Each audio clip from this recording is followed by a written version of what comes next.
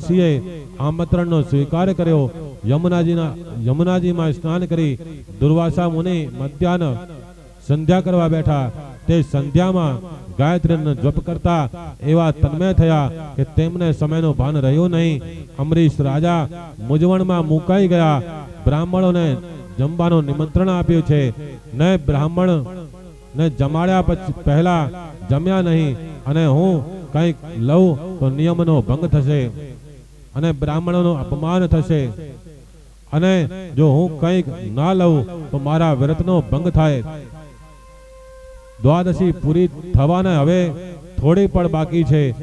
બ્રાહ્મણના કહેવાથી રાજાએ જળપાન કરી પારણા કર્યા છે. પછી શાંતિથી દુર્વાસાની રાહ જોતા બેઠા છે. દુર્વાસા ઋષિને સૂર્યનારાયણ માથે આવ્યા ત્યારે ભાન થયું કે બહુ મોડું થઈ ગયું છે. રાજાના વ્રતનો ભંગ કરાવ્યો છે. તે મનમાં વિચારે છે કે કદાચ રાજાએ પારણા કરી લીધા હશે. ના, મારા જેવા બ્રાહ્મણને આમંત્રણ આપ્યા પછી કેવી રીતે પારણા કરે તે વિચાર કરતા કરતા આવી પહોંચ્યા. અમરીશ રાજાએ ઊભા થઈને સ્મૃત સાથે ઋષિનું સ્વાગત કર્યું. દુર્વાસા મુનિએ અનુમાન કર્યું વ્રતનો ભંગ થાય તો રાજા હશે નહીં, પણ આ પ્રસન્ન દેખાય છે. તેથી મને લાગે છે કે રાજાએ જરૂર પારણા કર્યા છે. દુર્વાસા મુનિનું અનુમાન ખોટું ના હતું. રાજાએ પારણા તો કર્યા હતા, પણ પાણીથી જ કર્યા હતા. દુર્વાસા મુનિને એમ થયું કે રાજાએ ભોજન કર્યું હશે, એટલે એમણે કહ્યું કે હે રાજન, તે મને નિમંત્રણ આપ્યું, પરંતુ મને જમાડ્યા પહેલા જ તે જમી લીધું. તને ભક્તિનું અભિમાન છે કે શું? ત્યારે અમરીશ રાજા કહે છે કે હે મહાત્મન, મેં તો માત્ર જળપાન કર્યું છે, મેં કંઈ ખાધું નથી. પરંતુ દુર્વાસા મુનિ તો ક્રોધમાં આવી જઈને કઈ સાંભળતા પણ નથી. દુર્વાસા એવી દુર્વાસના જ્યાં દુર્વાસના હશે ત્યાં સુધી ક્રોધ છૂટશે નહીં. ક્રોધી થયેલા દુર્વાસા ઋષિએ મસ્તકમાંથી એક કેશ ઉખાડીને જેવો જમીન પર પછાડ્યો કે એક ભયંકર કૃત્ય નામની રાક્ષસી ઉત્પન્ન થઈ. તે કન્યાને ઋષિએ કહ્યું કે અમરીશને તું માર.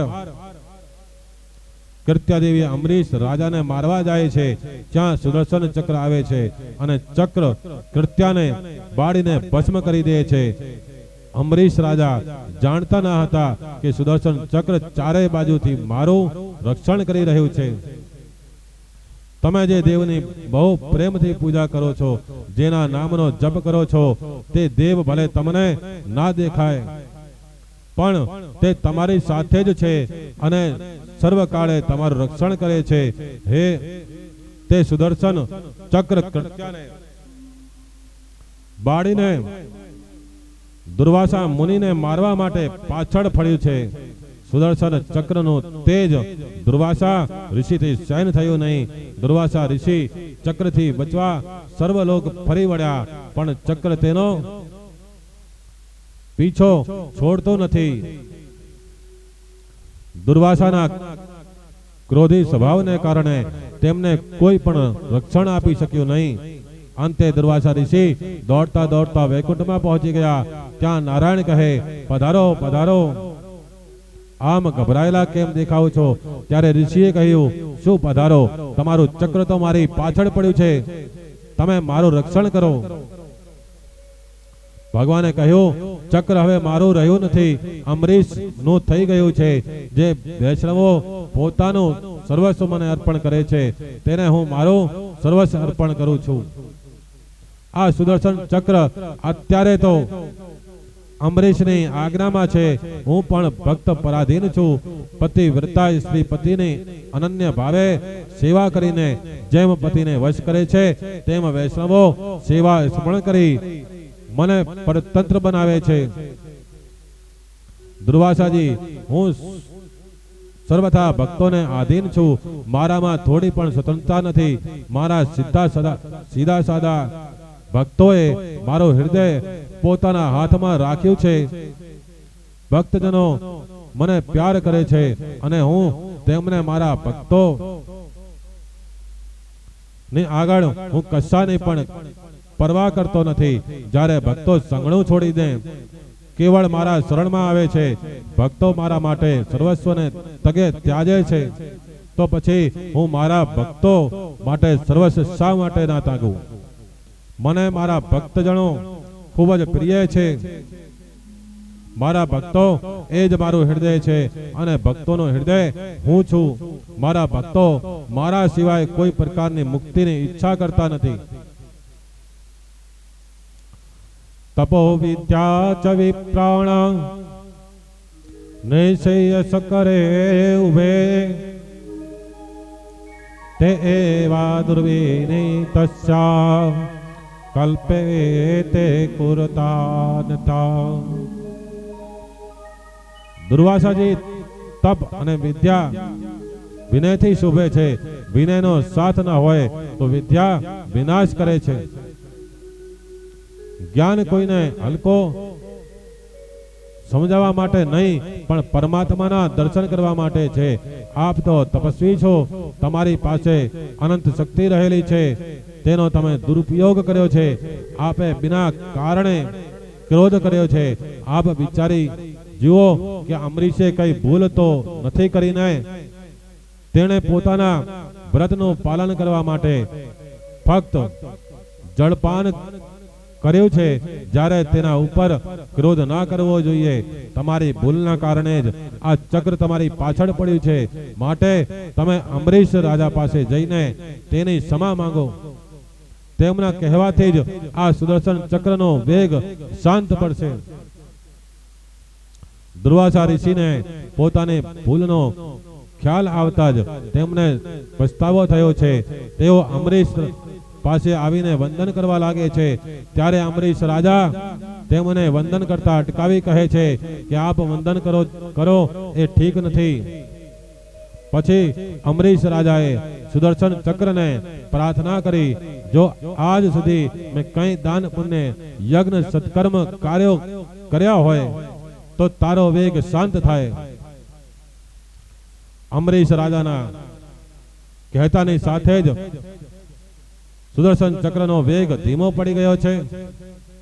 ભક્તિમાં દુર્વાસના વિઘ્ન કરે છે.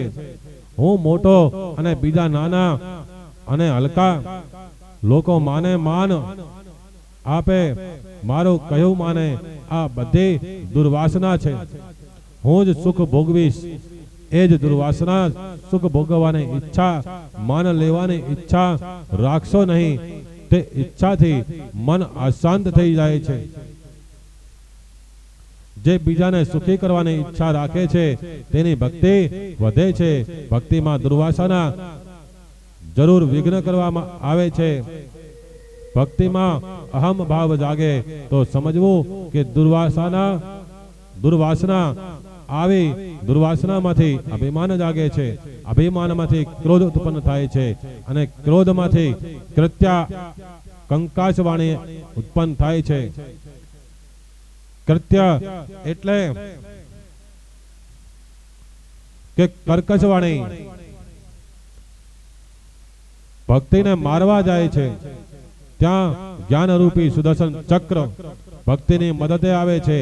જ્ઞાન કૃત્યાને મારી નાખે છે. જો ભક્તિ શુદ્ધ હોય તેને કર્કશવાણી કઈ અસર કરતી નથી. શ્રી કૃષ્ણનું દર્શન એ જ સુદર્શન ભક્તિનું રક્ષણ. સુદર્શન ચક્ર એટલે કે જ્ઞાન કરે છે. તેથી ભક્તિની આસપાસ કંકાસવાણી આવી શક્તિ નથી. અને જો ભૂલે ચૂકે આવી જાય તો તેને વૈષ્ણવો સુદર્શન ચક્ર રૂપી જ્ઞાનથી કાપી નાખે છે. કંકાસવાણી સહન કરે તે બહુ સુખી થાય છે, જ્યારે કંકાસવાણી બોલનાર બહુ દુઃખી થાય છે. જેને ભક્તિનો આનંદ મળ્યો છે તેના મન ઉપર નિંદાની સહેજ પણ અસર થતી નથી.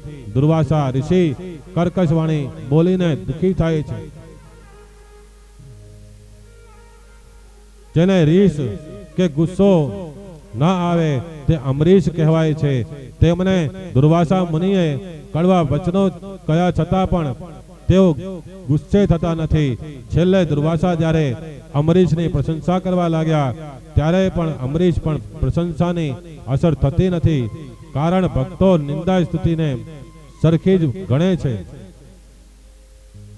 તેમના પણ વાણીની કઈ અસર થતી નથી. ભક્તિ કરો તો અમરીશના જેવી કરજો. અમરીશની ભક્તિથી ભગવાનને પણ કહેવું પડ્યું કે હું તો ભક્ત પરાધીન છું, અહમ ભક્ત પરાધીન.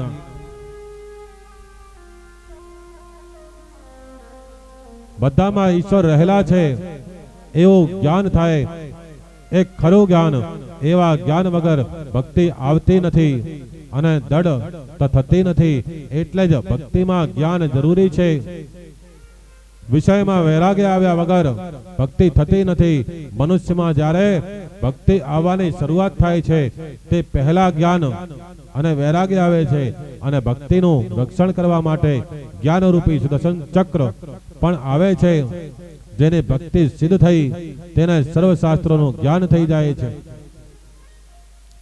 नाम लिया उन्होंने जान लिया सकल शास्त्र का भेद, बिना नाम नर के गया पढ़ पढ़ चारो वेद. દુર્વાસાને પ્રેમથી જમાડી અમરીશ રાજાએ ક્ષમા માંગી.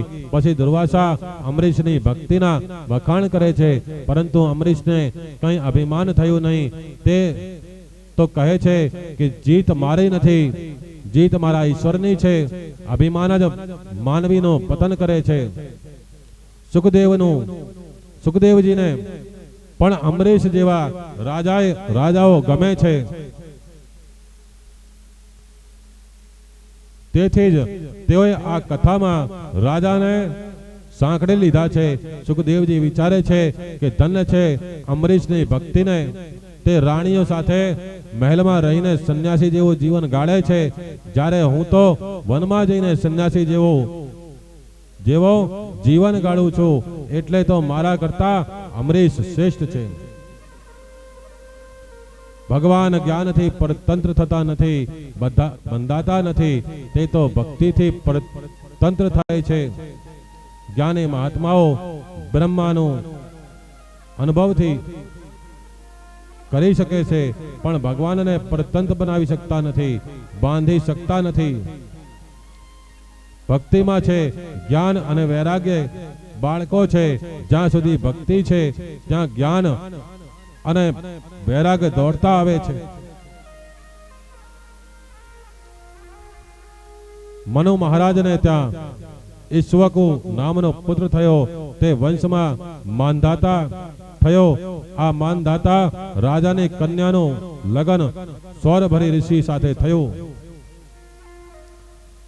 સૌરભરી ઋષિ તપશ્ચર્યા કરતા હતા. ત્યાં લોકોની બહુ ભીડ થઈ ગઈ. તેથી સૌરભરી ઋષિના તપમાં ભંગ પડતો હોવાથી તેઓ વિચારે છે કે ક્યાં જાઉં તો શાંતિથી તપશ્ચર્યા કરી શકું. છેવટે તેઓ યમુનાજીના ધરામાં પ્રવેશી તપશ્ચર્યા શરૂ કરે છે. તેમને કેટલો દૃઢ વિશ્વાસ છે કે ભગવાનની માયા મને કંઈ અસર કરી શકે નહીં. તેથી ભગવાને માયા કરી. ઋષિએ જળમાં માછલીઓનો પ્રસંગ જોયો. આ પ્રસંગ વારંવાર જોવાથી તેમની આંખમાં કામ આવ્યો. ઋષિને પણ સંસાર સુખ ભોગવવાની ઈચ્છા થઈ. 85 વર્ષની વયે સૌભારી ઋષિને લગ્ન કરવાનો વિચાર થયો. તેઓ માનધાતા રાજા પાસે ગયા અને લગ્નની વાત કરી. રાજા વિચારે છે કે જે કન્યા ઋષિને આપીશ તે જીવનભર દુઃખી થશે, અને કન્યા ના આપું તો ઋષિદેવ શ્રાપ આપશે.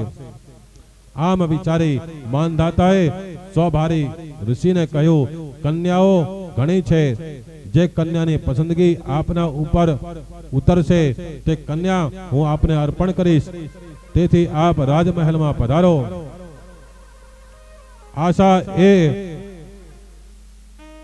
માનવીને મરતા સુધી નાચ નચાવે છે.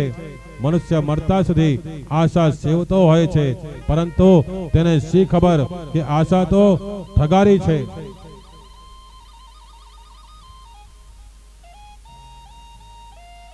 ભગવાન શ્રી શંકરાચાર્ય મનને આવો સુંદર બોધ આપ્યો છે કે સોબારી ઋષિ મહાસિદ્ધિ હોવાથી પળવારમાં પણ પોતાનું રૂપ બદલી શકતા,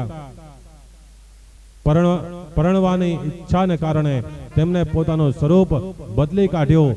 તેઓ અતિ સુંદર સ્વરૂપ ધારણ કરી રાજમહેલમાં ગયા. સોબારી ઋષિનું અતિ સુંદર સ્વરૂપ જોઈ રાજાની 500 કન્યાઓ માં ઝઘડો થવા લાગ્યો. તેથી રાજાએ પોતાની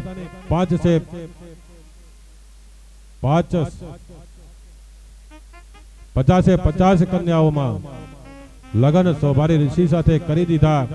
લગ્ન કર્યા બાદ ઘણા વર્ષો સુધી ભોગ ભોગવે છે, પરંતુ પાછળથી તેમની બુદ્ધિ જાગૃત થતા ઘણો પસ્તાવો થાય છે.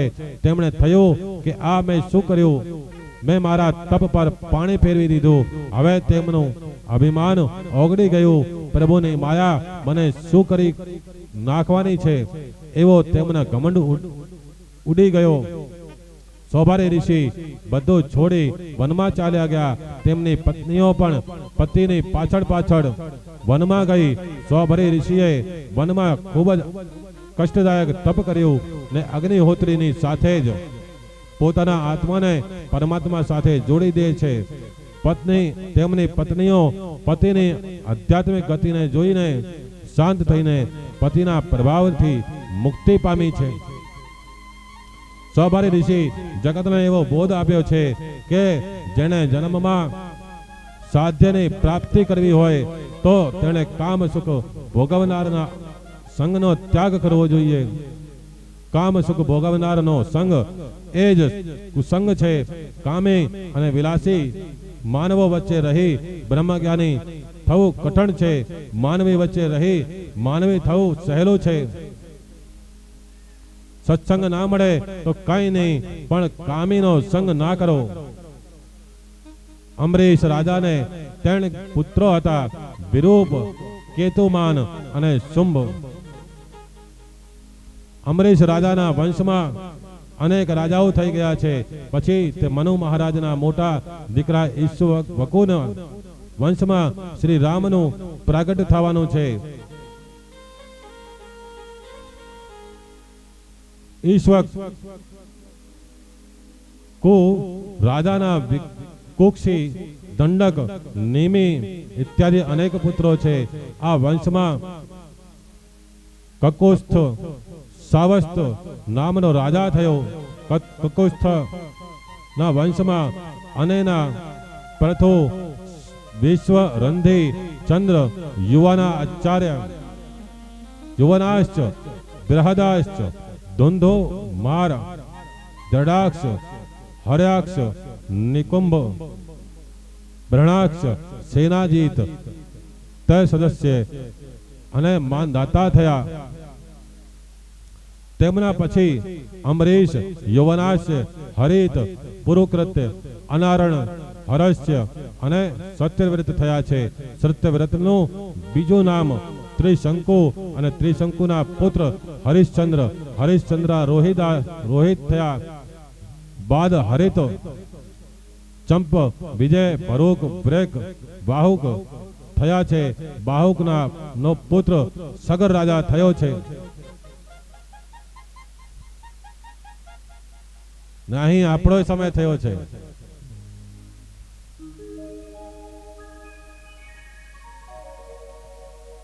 જેમ આગળ સગર રાજાના પુત્રોને સદગતિ કેવી રીતે થઈ એની વાર્તા આવે છે, તે આપણે ફરી આના સમય ભેગા થઈને વહેલાસર કાલ સાંભળી લેશું. તો વહેલાસર ટાઈમસર પધારી આ કથાનો રસપાન કરવું. હવે ભગવાનનો સંકીર્તન કરીને આ કથાને વિરામ આપીએ. બોલ શ્રી દ્વારકાધીશ ભગવાન કી જય. બટસ્ય પત્રસ્ય પુટે શયનમ બાલા મુકુંદમ મનસા સ્મરામિ.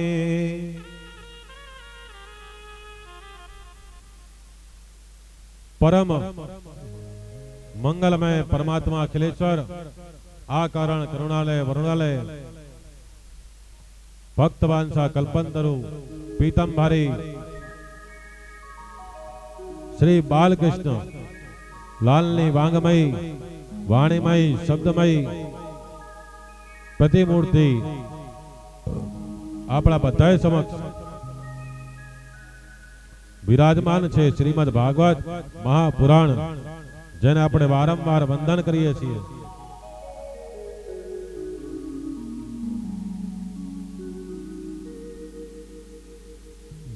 भागवत कथा में पधारेल सर्वे श्रोतागण ग्रामजन भक्तगण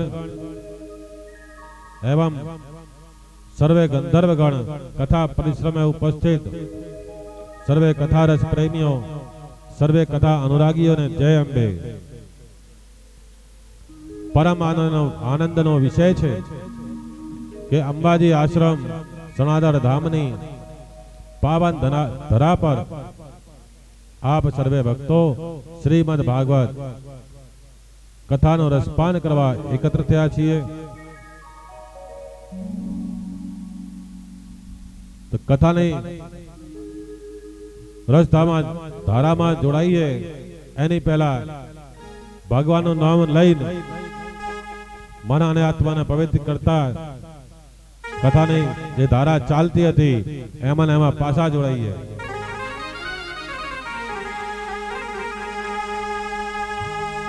के हंसलो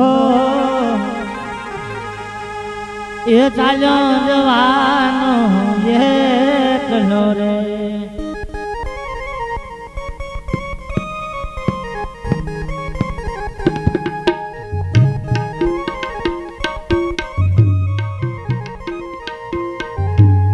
के न्या नदी कोई नो संगात हंसलो चालो जवानो ये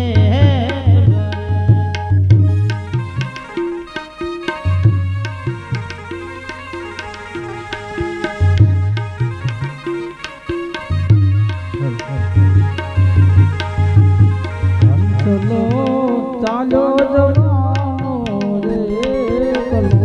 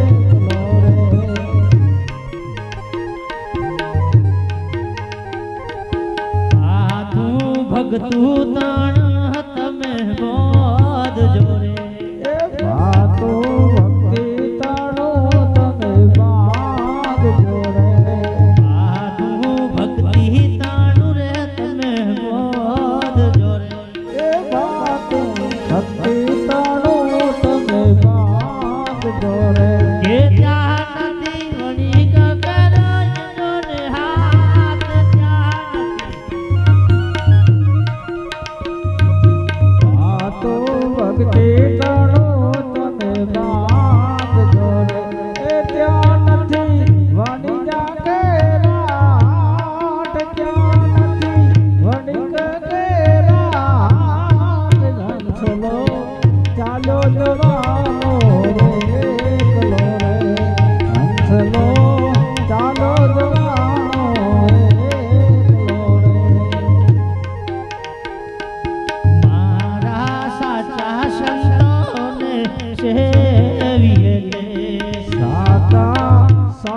સંતોને સેવીએ રે મારા સાચા સંતોને સેવીએ આપણે સાચા સંતોને સેવીએ રે કે સંતો મુક્તિ ના દેનાર સંતો મુક્તિ નો દેનાર હંસલો ચાલ્યો જવાનો એકલો રે હંસલો ચાલ્યો જવાનો એકલો રે હંસલો હાલ્યો જવાનો એકલો રે હંસલો ચાલ્યો જવાનો એકલો રે એ ત્યાં નથી કોઈ નો રે હંગાત ત્યાં નથી કોઈ નો રે સંગાત હંસલો ચાલ્યો જવાનો એકલો રે ત્યાં નથી કોઈનો સંગાત સરકે કોઈનો નહીં સંગાત હંસલો ચાલ્યો જવાનો એકલો રે હંસલો ચાલ્યો જવાનો એકલો બોલો અંબે માત કી જય શ્રી ભાગવત ભગવાન કી જય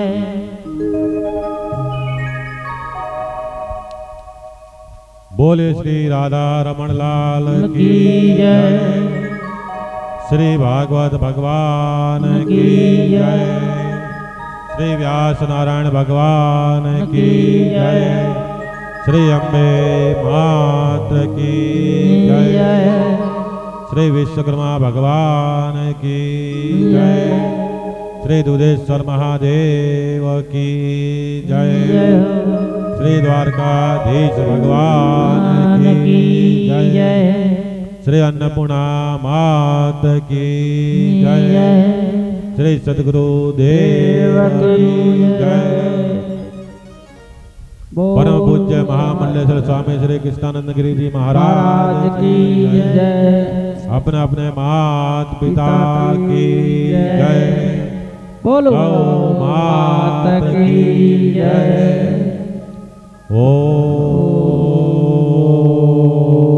नमः पार्वती पते हर हर महादेव।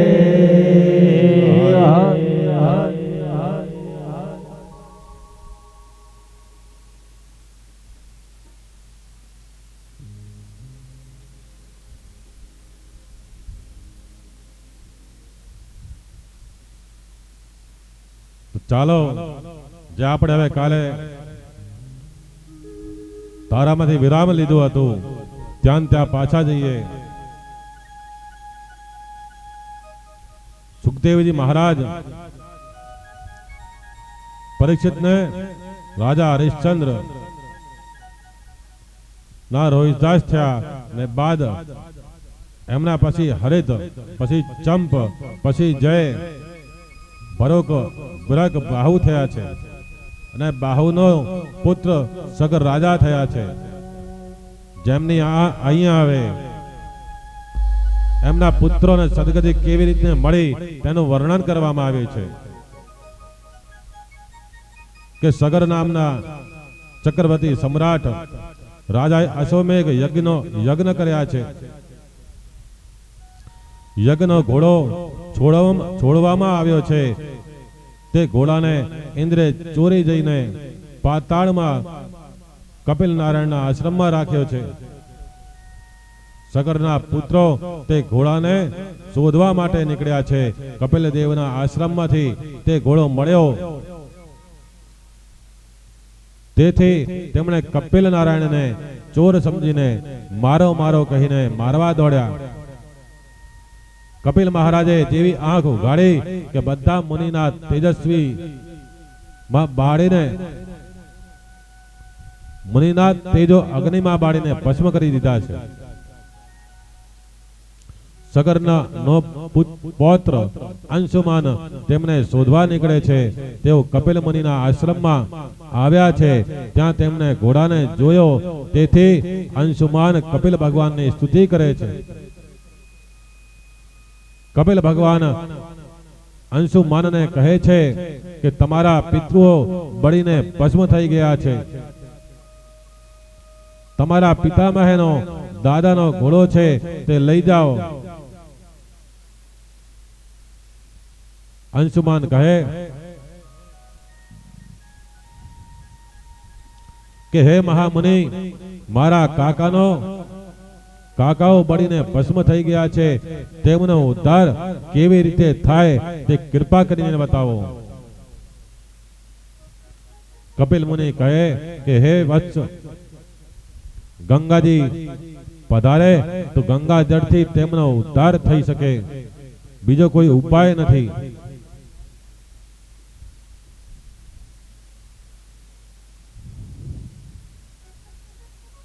પછી અંશુમાન તે ઘોડાને લઈ દાદાના યજ્ઞમાં આવ્યો. યજ્ઞ પરિપૂર્ણ કરવામાં આવ્યો. અંશુમાને ગંગાજી પધારવા માટે ઘણા વર્ષો સુધી તપ કર્યું,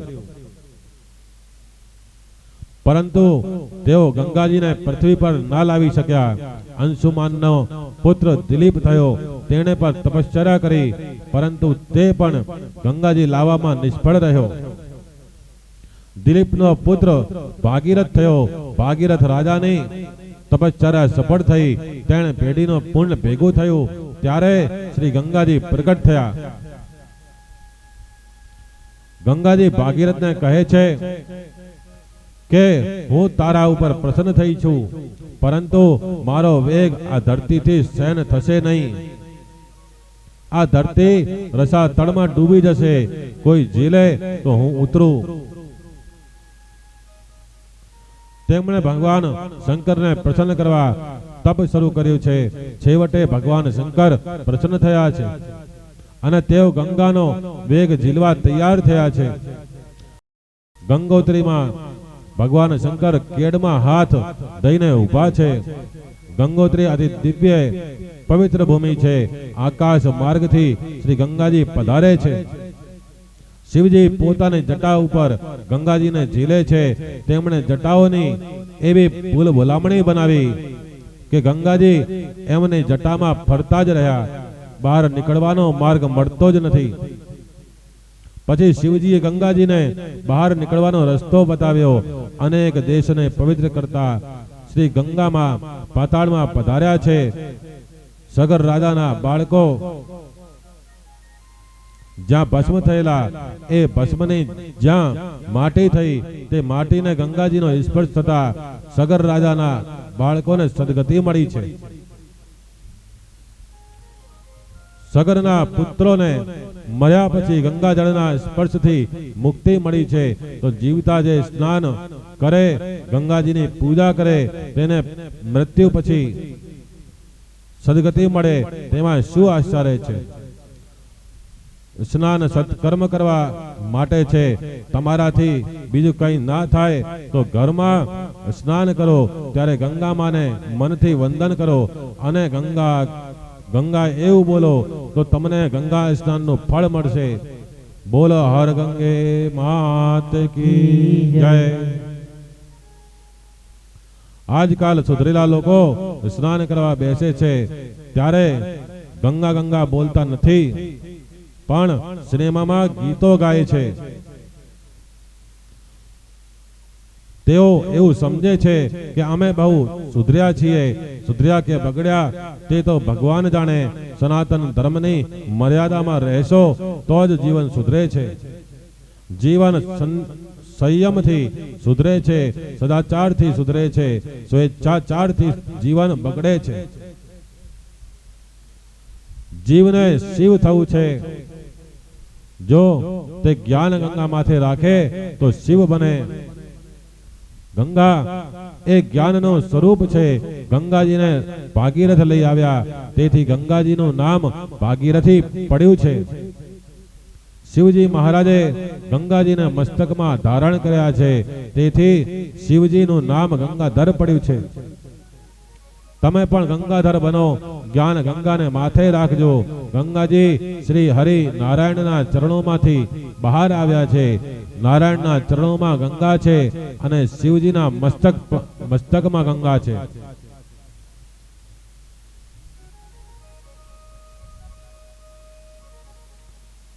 ભાગીરથ મહારાજના વંશમાં સુત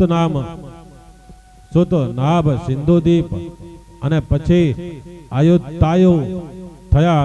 આ જ વંશમાં ઋતુપર્ણ નામનો રાજા થયો. તેનો પુત્ર સર્વકામનો સુદાસ અને તેનો પુત્ર કલમાશપાદ રાજાના વંશમાં અંશમન નામનો રાજા થયો. અંશમનનો મલુક અને તેનો પુત્ર નારી કવચ નામનો રાજા થયો છે. આ વંશમાં દશરથ, એડવીજ અને વિશ્વસહ રાજાઓ થયા. વિશ્વસહ પછી તેનો પુત્ર ખટવાંગ રાજા થયો. ખટવાંગ રાજાને દેવો તરફથી જાણવા મળ્યું કે 48 મિનિટ પછી તેનું મૃત્યુ થવાનું છે. તેથી તેને સર્વસંગ છોડી દઈ મનને ભગવાનમાં લીન કરી દીધું. આમ ખટવાંગ આદિ નારાયણનું ધ્યાન કરતા કરતા કૃતાર્થ થયા છે. ખટવાંગ પછી દીર્ઘબાહુ અને દીર્ઘબાહુને ત્યાં થયા રઘુ મહાજ્ઞાની અને ઉદાર છે. રઘુ રાજા એકવાર સર્વ દક્ષિણ નામનો યજ્ઞ કર્યો. આ સર્વ દક્ષિણ યજ્ઞમાં તેમણે પહેરેલું વસ્ત્ર છોડીને સર્વનું દાન આપેલું છે. તેથી રઘુ રાજાની કીર્તિ બહુ વધી ગઈ. આથી સૂર્યવંશનું નામ રઘુવંશ પડ્યું છે.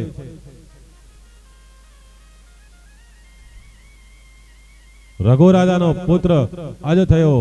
અજ રાજાનું લગ્ન ઇન્દુમતી રાણી સાથે થયું. તેમને ઘેર જે બાળક થયો એનું નામ દશરથ. ચક્રવર્તી સાર્વભૌમ રાજા શ્રી દશરથ અયોધ્યામાં રાજ કરે છે.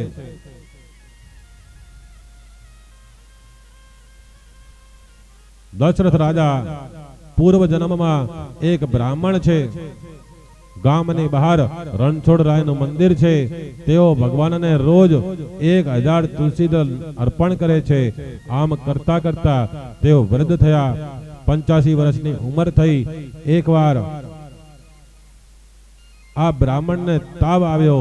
ત્યારે તે તાવને કહે કે તું મારા ઠાકોરજીની સેવા કરી, હું મારા ઠાકોરજીની સેવા કરી લઉં, પછી તું આવજે. મારી સેવાનો ક્રમ તૂટવો ના જોઈએ. જેવો સંકલ્પ કર્યો કે તે જ ક્ષણે તાવ ઉતરી ગયો. તેઓ નિયમ પ્રમાણે રણછોડ રાયના મંદિરમાં તુલસી દળ અર્પણ કરવા આવ્યા છે.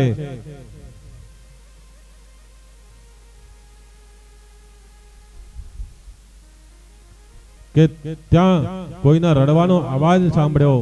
તેમણે જોયું તો એક પિશાચની કહે કે મેં પૂર્વ જન્મમાં બહુ દુરાચાર કર્યો છે.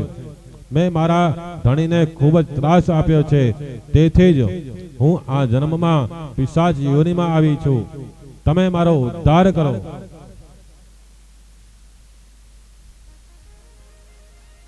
બ્રાહ્મણને પિશાચની ઉપર દયા આવી. તેમણે રોજના નિયમ પ્રમાણે વિષ્ણુ સહસ્ત્ર પાઠ કરી તુલસી દળ અર્પણ કરીને પ્રાર્થના કરી, હે પ્રભુ, આપ પાપી જીવોનો ઉદ્ધાર કરો. તેને હું મારો સર્વ પુણ્ય કૃષ્ણ અર્પણ કરું છું. પોતાનું સર્વસ્વ બીજાને અર્પણ કરવાથી પ્રભુ તેમના ઉપર પ્રસન્ન થયા છે. ભગવાન બ્રાહ્મણને કહે કે તું બીજા જન્મમાં દશરથ થઈશ અને આ પિશાચને કૌશલ્યા થશે. હું તમારે ત્યાં પુત્ર રૂપે અવતરીશ. તે તારું સર્વ પુણ્ય એક જીવના ઉદ્ધાર માટે વાપરી નાખ્યું. તેથી તે અનંત ગણું થયું છે.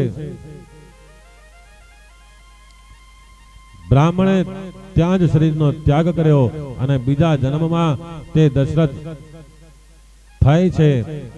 દશરથ રાજાને 3 રાણીઓ કૌશલ્યા, સુમિત્રા અને કેકઈ. તેમના ધર્મપત્ની છે સુમિત્રા અને કેકઈ તેમના ભોગપત્નીઓ છે. છતાં કઈ સંતતિ ના હતી. તેથી દશરથ રાજા વશિષ્ઠ ઋષિ પાસે જાય છે અને પોતાની મૂંઝવણ જણાવે છે. વશિષ્ઠ ઋષિએ રાજાના હાથે પુત્ર કામેષ્ઠી યજ્ઞ કરાવ્યો છે.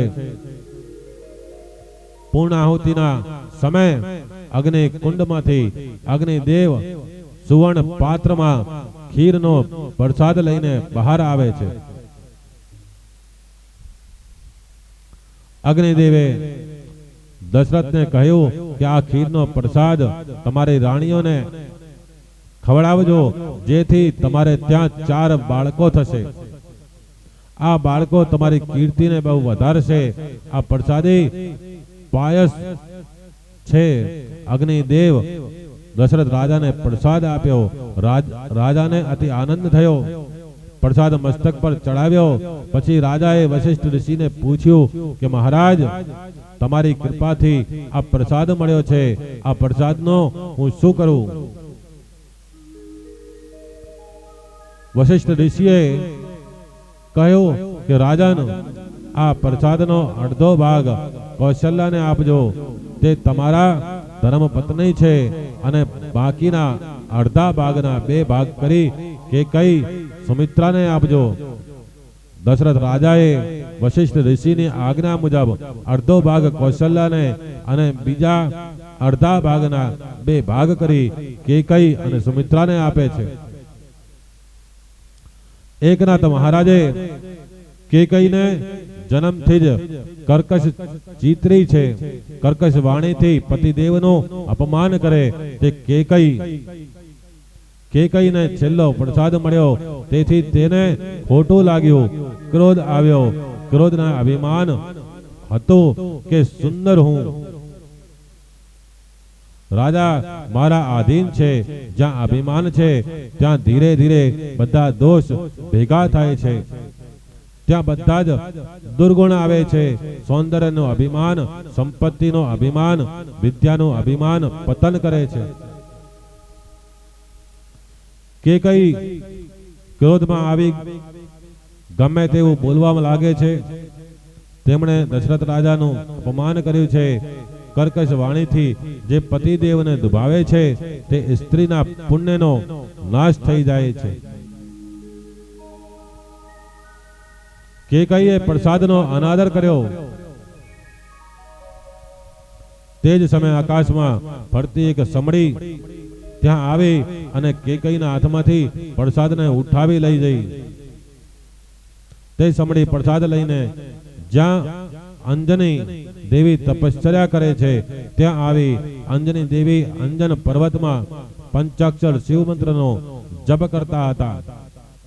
ભગવાન શંકરના જેવો મને દીકરો થાય, મહાન જ્ઞાની, મહાન વીર એવો પુત્ર થાય, તેવી અંજની મને ઈચ્છા હતી. શિવજીની પ્રેરણાથી સમડીએ કેકઈના હાથનો પ્રસાદ અંજની માના હાથમાં પધરાવ્યો.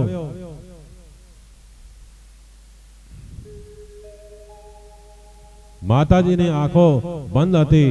શિવજીએ જ મને આ પ્રસાદ આપ્યો છે તેવું સમજીને અંજની માં તે પ્રસાદ આરોગી ગયા. પ્રસાદ ભક્ષણ કરવાથી પેટમાં ગર્ભ રહ્યો. 9 માસ પૂર્ણ થયા છે. પરમ પવિત્ર ચૈત્ર માસ શુક્લ પક્ષ પૂર્ણિમા તિથિ બરાબર સૂર્ય ઉદયનો સમય હનુમાનજીનો પ્રાગટ્ય થયું છે. બોલો પવન સુત હનુમાન કી જય. તેઓ જન્મથી જ બહુ બળવાન છે. જન્મ સમયે સૂર્ય ઉદય થયેલો. તેઓ સૂર્યને લાલ ફળ સમજીને ખાવા માટે જોરથી કૂદકો મારે છે અને ખાવા દોડે છે. બધે હાહાકાર થઈ ગયો. ઇન્દ્રે ક્રોધ ભરી કરી હનુમાનજી ઉપર વજ્ર ફેંક્યો. તેથી તેમનું ડાબું જડબું હનુ તૂટી ગયું. ત્યારથી તે હનુમાન તરીકે ઓળખાય. પુત્રને ઘાયલ થયેલો જોઈ પવનદેવને ક્રોધ આવ્યો. તેમણે તેણે લોકમાં વાવાનું બંધ કરી દીધું. બધા દેવો પણ ગભરાઈ ગયા. બ્રહ્માજીએ પવનદેવને પ્રસન્ન કરવા વરદાન આપ્યું કે આ તારો પુત્ર યુદ્ધમાં કોઈ પણ શસ્ત્ર કે અસ્ત્રથી અવાધ્ય થશે નહીં. આમ હનુમાનજીની લીલા દિવ્ય છે. હનુમાનજી પહેલા આવે છે. આ બાજુ સમણી પ્રસાદ લઈ જતા કેકઈને ખૂબ દુઃખ થયું. તે રડવા લાગી. બધી રાણીઓમાં હું પ્રસાદ વગર નહીં રહી ગઈ. તેથી કૌશલ્યાએ અને સુમિત્રાએ પોતાના ભાગમાંથી થોડો પ્રસાદ કેકઈને આપ્યો. આમ તેણે રાણીઓએ સંપીને પ્રસાદ ગ્રહણ કર્યો છે. અયોધ્યા એટલે જ્યાં યુદ્ધ ના થાય એ તમારા ઘરને પણ અયોધ્યા બનાવો. કલહે વિનાની કાયા એટલે અયોધ્યા. શરીર એ અયોધ્યા છે. તમારા શરીરને પણ અયોધ્યા બનાવજો. ત્યારે જ અયોધ્યા બને કે જો તે સરયુના ભક્તિના કિનારે રહે તો. અને આવી નગરીમાં રહેલો જીવાત્મા દશરથ જીતેન્દ્રિય બને છે. દશરથ એ જીવાત્મા છે. આ 10 ઇન્દ્રિયોને જીતી જે જીતેન્દ્રિય બને છે તે દશરથ છે. વશિષ્ઠ ઋષિ રાજાને કહે કે સાગરભાઈ સ્ત્રીને ઈચ્છા પૂર્ણ કરવી એ પતિનો ધર્મ છે. તેથી રાણીઓને રાજી કરો. તેઓ જે કંઈ માંગે તે આપો.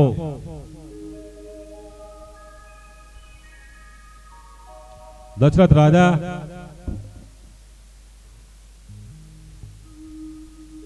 સુમિત્રાજીને પૂછે છે કે મહારાણી તમારી શું ઈચ્છા છે? સુમિત્રાજી કહે છે મારે માટે આ સ્વતંત્ર રાજમહેલ છે તે મને ગમતું નથી. મારે અલગ રહેવું નથી. મારે તો કૌશલ્યાની સેવામાં રહેવું છે. તેમાં જ મારું કલ્યાણ રહેલું છે. દશરથ રાજા કૌશલ્યાજીની ઈચ્છા પૂછી મહારાણી તમારી શી ઈચ્છા છે? ત્યારે કૌશલ્યાજી કહે છે કે હું અતિ આનંદમાં છું. મને કોઈ ઈચ્છા નથી. ઈચ્છા જ દુઃખનું કારણ છે. મારે કોઈ સુખ ભોગવવું નથી. મારે તો એકલા ધ્યાન કરવું છે. વશિષ્ઠ ઋષિ તે સાંભળીને બોલ્યા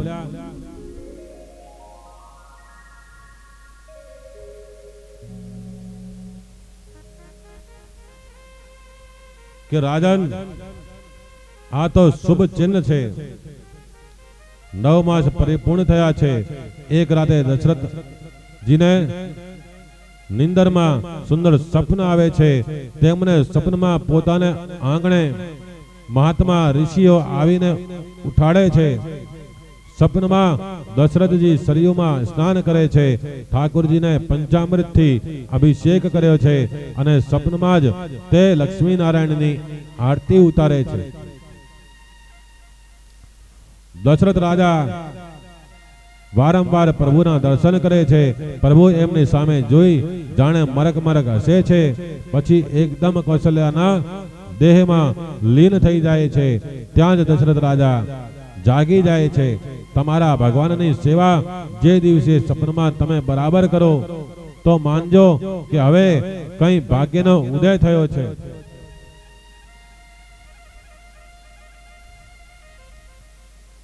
દશરથ રાજા સપન પૂરું થતા જ વશિષ્ઠ ઋષિ પાસે આવે છે અને સપનમાં કરેલા પ્રભુના દર્શનની વાત કરે છે. વશિષ્ઠજી કહે છે કે આ સપનનું ફળ ઉત્તમ છે. મને એવું લાગે છે કે પરમાત્મા તમારે ઘેર પુત્ર રૂપે પધારવાના છે. તેનું આ સૂચન સપન છે. દશરથ રાજાને આનંદ થયો છે કે મારા ગુરુદેવ જે બોલે તે બધું સાચું થાય. રાજાની આંખો ભીની થઈ. રાજાએ જે હાથ જોડી પૂછ્યું પ્રભુ ક્યારે પધારશે? વશિષ્ઠજીએ કહ્યું કે હવે ક્યારે પધારશે તે હું શું કહું? પણ રાજા બ્રહ્મ મુહૂર્તનું સપન છે. તેથી હું એમ માનું છું કે 24 કલાકમાં તમને તેનું ફળ મળવું જ જોઈએ. હવે સ્વપ્નની વાત કોઈને કહેશો નહીં. હવે સ્વપ્ન કરીને સ્નાન કરીને ધ્યાન કરો, જપ કરો. ગુરુદેવની આજ્ઞા પ્રમાણે રાજા સરયુમાં સ્નાન કરી ઠાકોરજીની સેવામાં લાગી ગયા છે. આજે રામનવમીનો પવિત્ર દિવસ છે. કૌશલ્યામાં સવારથી ધ્યાન કરતા તન્મય થયા છે.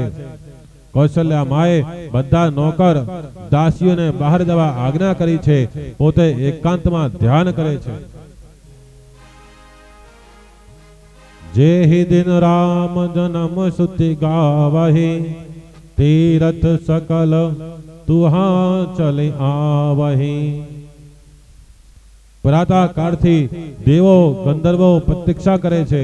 આજે વિરક્ત સાધુઓ, સંન્યાસીઓ, મહાત્માઓ, મહાપુરુષો અયોધ્યામાં પધાર્યા છે. સોએ સરયુમાં સ્નાન કરી સીતારામ સીતારામ કીર્તન કરે છે. શ્રી રામ દર્શન માટે હવે પ્રાણ તરસવા લાગ્યા છે. અનેક વૈષ્ણવો દર્શન માટે આતુર બને ત્યારે જ અવતાર થાય છે. ભગવાન શંકર કૈલાસ છોડી વૃદ્ધ બ્રાહ્મણનું સ્વરૂપ ધારણ કરી અયોધ્યામાં પધાર્યા છે. 4 વેદો શિવજીના 4 શિષ્યો થયા છે. શંકરના ઈષ્ટદેવ બાળક શ્રી રામ છે. શિવજીને બાલ સ્વરૂપ બહુ ગમે. શિવજી શ્રી રામનો જપ કરતા અયોધ્યાની ગલીઓમાં ફરે છે. શ્રી રામ દર્શન માટે તેમના પ્રાણ તલસે છે. શિવજી વિચારે છે કે કૌશલ્યાજીના મહેલમાં જઈ રામજીનું ભવિષ્ય હું સંભળાવીશ. લોકો પૂછશે કે મહારાજ તમારું નામ શું? ત્યારે શિવજી ના કહેતા મારું નામ સદા શિવ જોશી કહેજો. પરમ પવિત્ર સમય પ્રાપ્ત થયો. 10 દિશાઓ પ્રસન્ન થઈ. મંદ સુગંધ શીતળ વાયુ વાવા લાગ્યો છે. ઉતાવળિયા દેવો આકાશમાં દુદુંબીઓ વગાડવા લાગ્યા છે. સાધુઓના મન આજે શાંત અને પ્રસન્ન થતા. અગ્નિહોત્રી બ્રાહ્મણોના ઘરમાં અગ્નિ કુંડમાં વિરાજેલા અગ્નિદેવ પણ કુંડમાંથી બહાર આવ્યા. તે પણ શ્રી રામ દર્શન માટે તરસવા લાગ્યા છે. ચૈત્ર માસ શુક્લ પક્ષ 9મી તિથિ પુનર્વસુ નક્ષત્રનો સુયોગ મધ્યાહન કાળમાં માતા કૌશલ્યાની સન્મુખ ચતુર્ભુજ રૂપે શ્રી રામજી પ્રગટે છે. બોલો શ્રી રામચંદ્ર ભગવાન કી જય.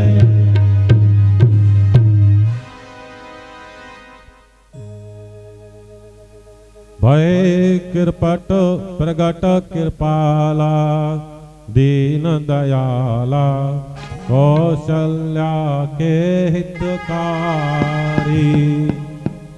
ભય પ્રગટ કૃપાલા દીન દયાલા કૌશલ્ય હિતકારી.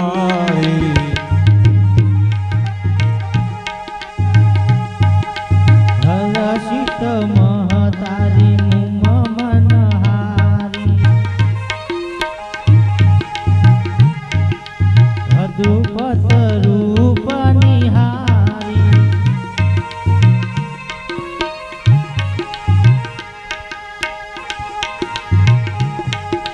લોચન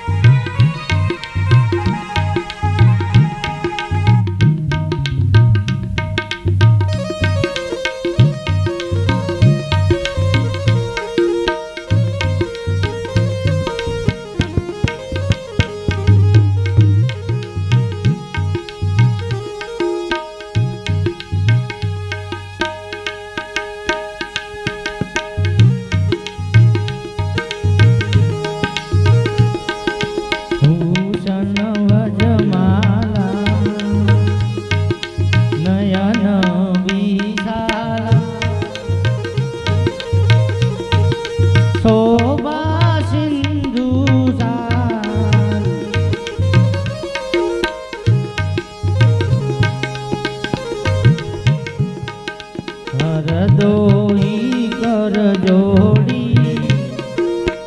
स्तुति तोरी के विधि करो अनंता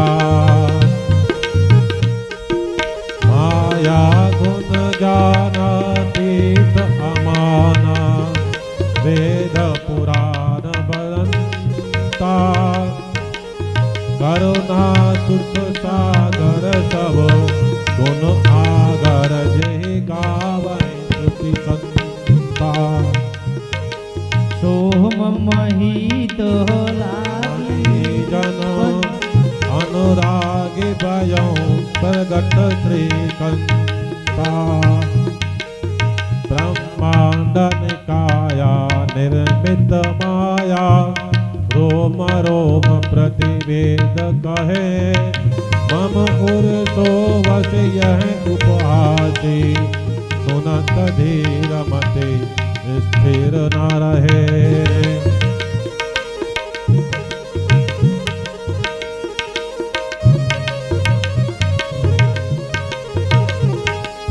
की जय शिशुलीला अति प्रियशीला यह सुन परम अनुपा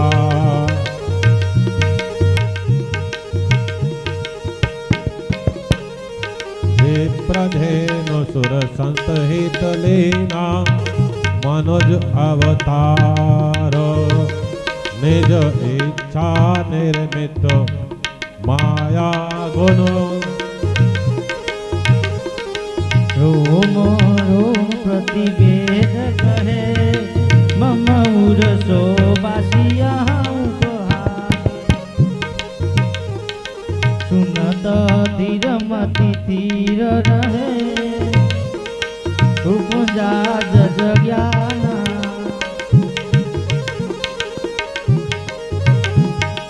चरित्र बहुत विधि की निहिता है कही कथा सुनय मानु बुझाय जेहि प्रकाश सुत प्रेम लहे माता पुनि बोली सो मत डोली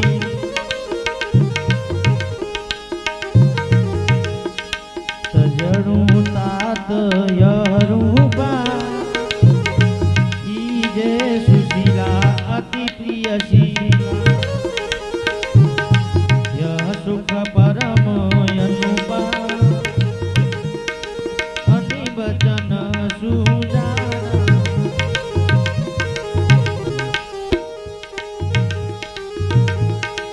रोदन ठाना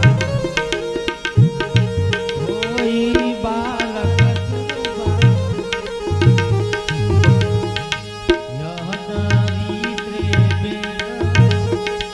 हरिपद पावानी भय प्रगट पाया दिन दया श्री रामचंद्र भगवान की जय पवन सुत हनुमान की जय उमापति महादेव की जो जय बोलो भाई सब संतन की जय जय जयकार થઈ ગયો ચારે બાજુ પ્રકાશ પથરાયો છે અને તે પ્રકાશમાં કૌશલ્યા માને ચતુર્ભુજ નારાયણના દર્શન થયા છે કૌશલ્યા માને ખૂબ આનંદ થયો છે કૌશલ્યા માએ ભગવાનને પ્રાર્થના કરી કે તમે બહુ સુંદર છો પણ લોકોને શંકા થશે કે આવો મોટો અને ચાર હાથવાળો બાળક કેવી રીતે થયો હશે માટે તમે બે હાથવાળા બાળક બનો તમને હું ગોદમાં રમાડું તમને હું દૂધ પીવડાવું તમે મામા કહી મને બોલાવો તમે એવી બાલ લીલા કરો માતાજીને સ્વરૂપનું ભાન કરાવી ચતુર્ભુજ સ્વરૂપ અંતર ધ્યાન કર્યું અને બે હાથવાળા બાળક શ્રી રામનું પ્રાગટ્ય થયું છે કૌશલ્યા માને અતિ આનંદ થયો છે બાળકને ઉઠાવીને ગોદમાં લીધો શ્રી અંગ મેઘના જેવું શ્યામ છે માખણ કરતાંય કોમળ છે, શ્રી રામજીની આંખ કમળ જેવી વિશાળ છે, સુવાળા રેશમ જેવા વાંકડિયા વાળ છે, મારા રામને કોઈની નજર ના લાગે એવું વિચારી નારાયણ નારાયણ કીર્તન કરતા માતાએ નજર ઉતારી. એક દાસીને ખબર પડી, તે જેવી અંદર જવા ગઈ કે તેને એવો અનુભવ થયો કે હું અંદર સરોવરમાં જાણે પ્રવેશ કરું છું. એના રોમે રોમમાંથી આનંદ પ્રગટ થયો છે. કૌશલ્યાજીએ દાસીને જોતા પોતાના ગળામાંથી નવલખો હાર ઉતારી દાસીને આપે છે. દાસી કહે, મારે કંઈ જોતું નથી, ફક્ત લાલાને 2 મિનિટ મારી ગોદમાં આપો. કૌશલ્યા માએ દાસીને પાસે બેસાડી એની ગોદમાં બાળક રામને આપ્યા છે. હજારો વર્ષો સુધી આ જીવ ઈશ્વરથી વિખૂટો પડ્યો છે. આજે દાસીનો બ્રહ્મ સંબંધ થયો છે. બાળક રામને છાતી સાથે ચાંપ્યા છે. દાસીને તો સમાધિ લાગી ગઈ, અતિ આનંદ થયો. પછી દાસી દોડતી દોડતી દશરથ રાજા પાસે ગઈ અને કહેવા લાગી કે મહારાજ, બધાઈ હો, લાલો ભયો હે. સાક્ષાત નારાયણ પધાર્યા હોય તેવું લાગે છે. આજે વૃદ્ધાવસ્થામાં પુત્ર જન્મ નિમિત્તે સ્નાન કરવાનો સુયોગ આવ્યો છે. આજે ઘણા વર્ષે પુત્ર આવ્યો છે, તે પણ સાધારણ નહીં, પણ સાક્ષાત પરમાત્મા પુત્ર રૂપે આવ્યા છે. સેવકો રાજાને સરયુના કિનારે લઈ ગયા. દશરથ રાજાને સરયુને વંદન કરી સ્નાન કર્યું. પછી દશરથ રાજાને શણગાર કરવામાં આવ્યો છે. દશરથ રાજાને શણગારી સોનાના પાટલે બેસાડ્યા. વશિષ્ઠ આદિ ઋષિઓ ત્યાં આવ્યા. ગણપતિ મહારાજની પૂજા કરી છે, પુણ્ય વાચન કર્યું છે. નંદી શ્રાદ્ધમાં પિતૃઓની પૂજા કરે છે. દશરથ રાજા ગરીબોને બ્રાહ્મણોને ખૂબ જ દાન આપે છે. દાન એટલું બધું આપ્યું છે કે અયોધ્યામાં કોઈ ગરીબ રહ્યો જ નથી. સોનાના કટોરામાં મધ રાખ્યું. વશિષ્ઠ ઋષિ વેદ મંત્ર બોલી તે મધને અભિમંત્રિત કરે છે. ઋગ્વેદ યજુર્વેદ ના મંત્ર બોલે છે. બાળકનું આયુષ્ય વધે, બાળકનું બળ વધે, તેનો તેજ વધે. મધ ને અભિમંત્રિત કરી દશરથ રાજાને હાથમાં કટોરો આપે છે અને કહે છે કે તમારે અંદર જઈને તમારી અનામિકા આંગળી મધમાં ડબોડીને બાળકની જીભમાં મધ ચટાડવાનું છે.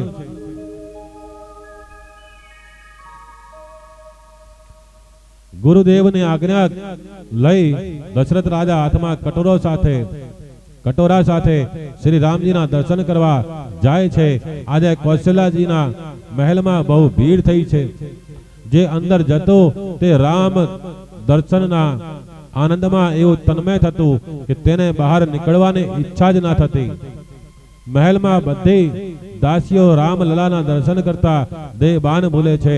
લલાના દર્શન માટે દેવો ગંધર્વો પણ સૂક્ષ્મ રૂપે પધાર્યા છે. રામ જન્મોત્સવમાં સંગડાને આનંદ થયો છે. બધા દેવોને સુખ થયું છે. રામ જન્મ મહોત્સવમાં બધાને આનંદ થયો છે. માત્ર ચંદ્ર જ દુઃખી થયો છે. ચંદ્ર શ્રી રામ પાસે આવીને રડવા લાગ્યો. શ્રી રામે તેને રડવાનું કારણ પૂછ્યું. ત્યારે તે બોલ્યો કે મહારાજ, આ સૂર્યને તમે કંઈ સમજાવો. તે મારા દર્શન કરવામાં એટલો લીન થઈ ગયો છે કે તેને સમયનું પણ ભાન રહ્યું નથી. તે 12 કલાકથી એક જ જગ્યામાં સ્થિર થઈને ઊભો રહ્યો છે. આજનો દિવસ બહુ મોટો થઈ ગયો. આજે સૂર્યનારાયણ અતિ આનંદમાં છે કે મારા વંશમાં પરમાત્મા પધાર્યા છે. ચંદ્રને ઉતાવળ થઈ કે આ સૂર્ય અસ્તમાં જાય તો પછી હું બહાર આવું. સૂર્ય મને આવવા દેતો નથી. ચંદ્ર રડવા લાગે છે. રામજીને તેની ઉપર દયા આવી. તેને ચંદ્રને આશ્વાસન આપતા કહ્યું કે ભલે મારો જન્મ સૂર્યવંશમાં થયો, પણ હું તારું નામ ધારણ કરીશ. મને લોકો રામ સૂર્ય નહીં પણ રામચંદ્ર કહે છે. આમ કહેવા છતાંય ચંદ્ર શાંત થયો નહીં, તે વધુ ને વધુ ઉદાસ બનતો ગયો.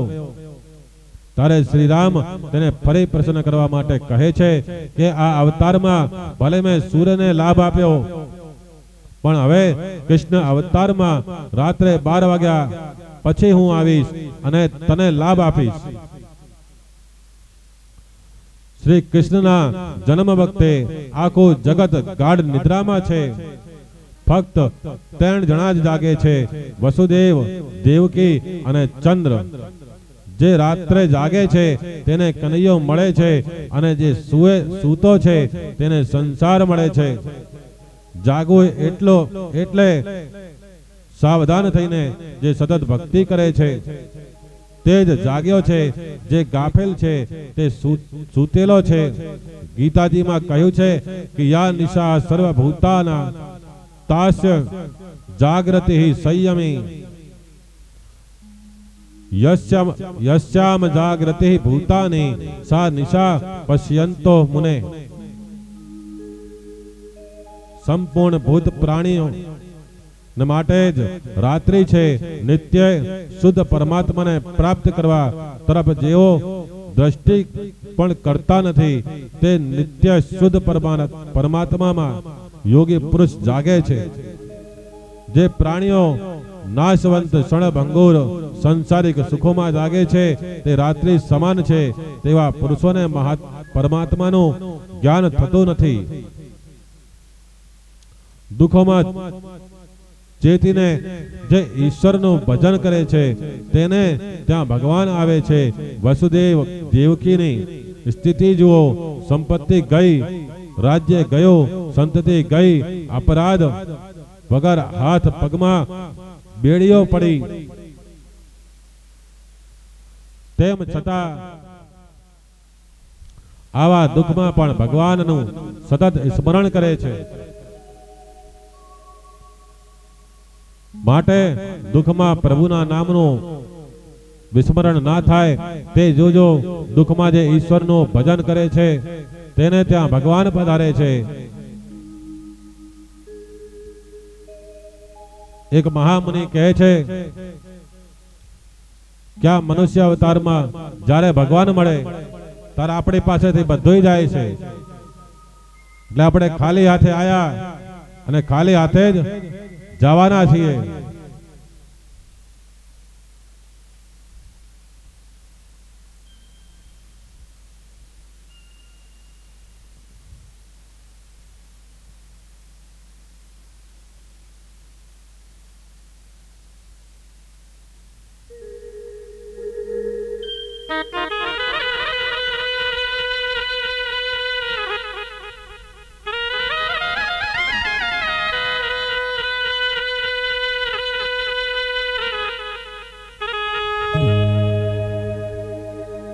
तूने जो कमाया है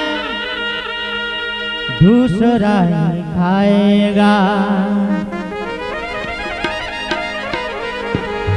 खाली हाथ आया है खाली हाथ जाएगा.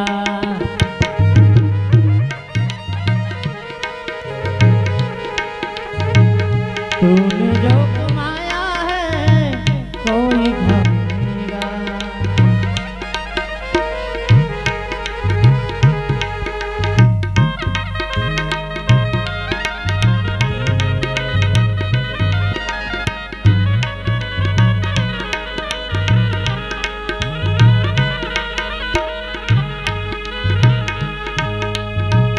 जब तक ये सांसें थी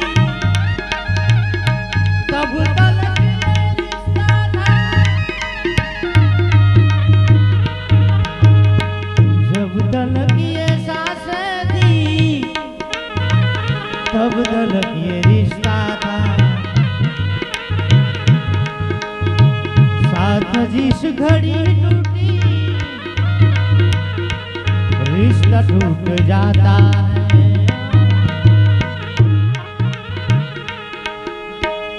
तूने जो कमाया है कोई दूसरा खाएगा.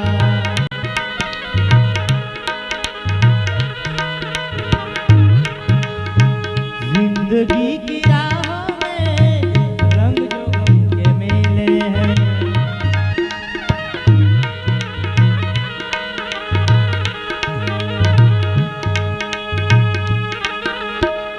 तूने सच में जख्मों पर रखा कड़ी पे,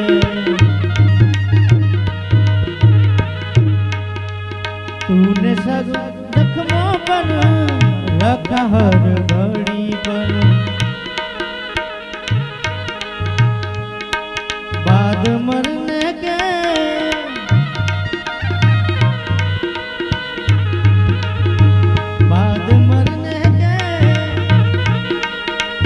कोई रख न पाएगा। तूने जो कमाया है कोई दूसरा खाएगा।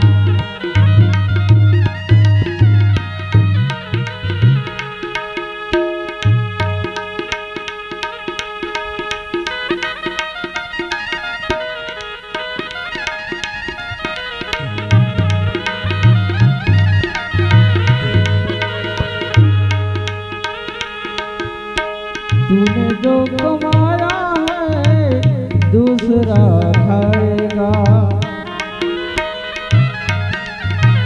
खाली हाथ आया है खाली हाथ जाएगा।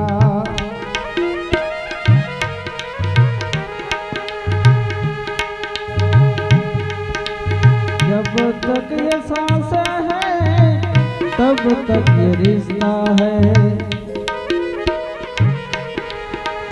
जब तक ये सांसें हैं तब तक ये रिश्ता है।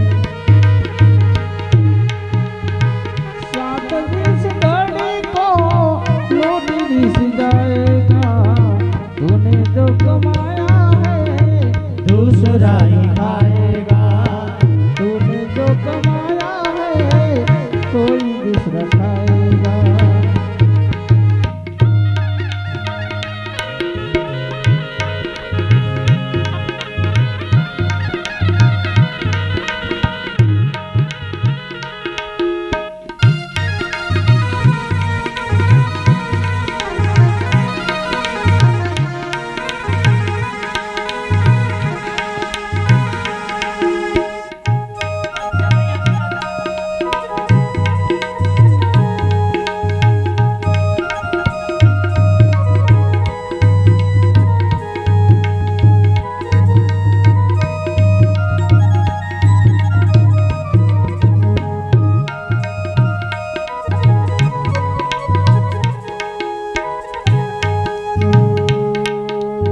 जीते जे तूने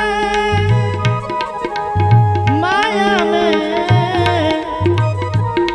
राम को बुलाया है। ओ जीते जे तूने राम को बुलाया है। मौत का समय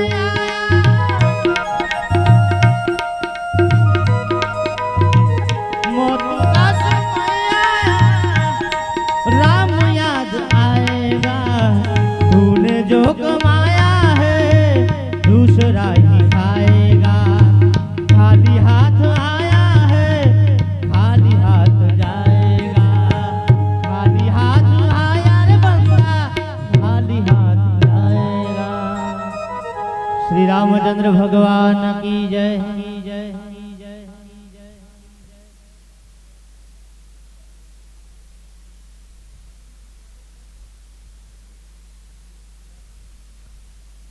વિદ્યારણ સ્વામીએ કહ્યું છે કે નળ અને રામ જેવાના જીવનમાં દુઃખના પ્રસંગો આવ્યા છે તો આપણો શું હિસાબ છે? આપણો કોઈ હિસાબ કે આપણા દુઃખ નહીં આવે? સમ કે આપણી બધાની કમાણી જેવી છે.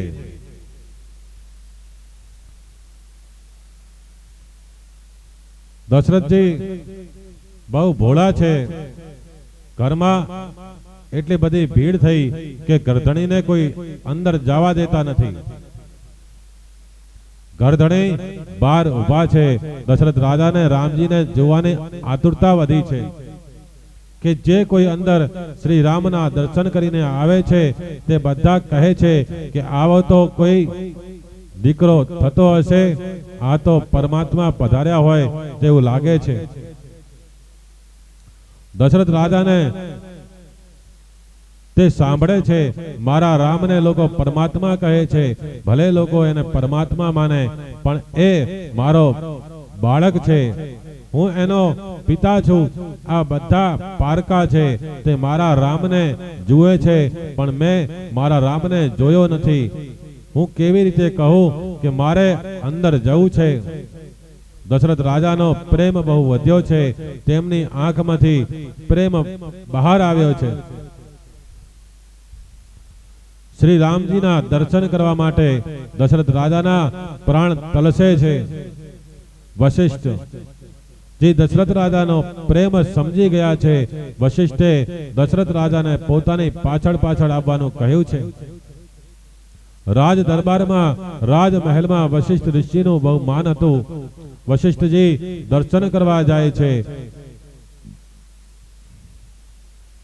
દશરથ રાજા કૌશલ્યાની ગોદમાં સર્વાંગ સુંદર બાળક શ્રી રામના દર્શન કરે છે ત્યારે તેમનું હૃદય ભરાઈ આવ્યું છે.